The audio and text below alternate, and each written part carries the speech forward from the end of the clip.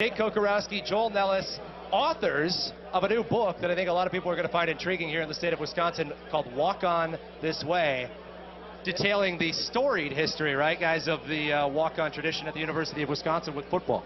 You betcha. It's been an amazing journey to talk about Joel's story, talking about Jim Leonard's story with the book, and just we chronicle 256 pages worth of stories, hard work, effort, good memories, adversity.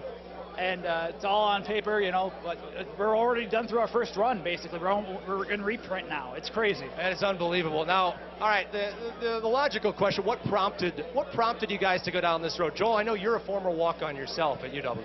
Yeah, and I had this idea. I loved writing. I thought people encouraged me to do, and I was going to try the walk-on thing and just do it all myself.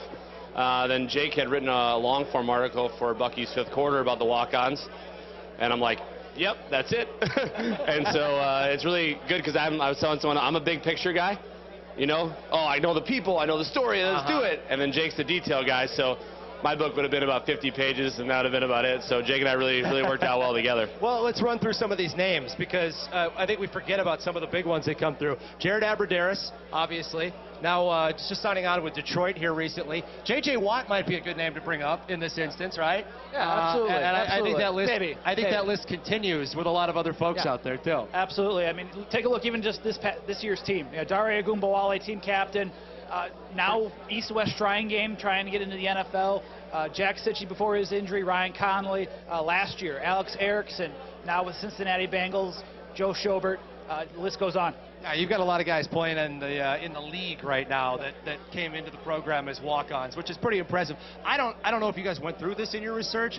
Is there another program that comes close in terms of walk-on success at the next level, too? I think the next level is where it starts to separate. I think everyone talks about Nebraska. They talk about Kansas State is another one we found. Some people, they'll throw Penn State in the mix. But I think in terms of the history of, I forget who mentioned it, but someone's like, you can say that you can go to Wisconsin and you can walk on and you can earn a scholarship and you can be a team captain and you can be drafted or undrafted and you can have a career in the NFL.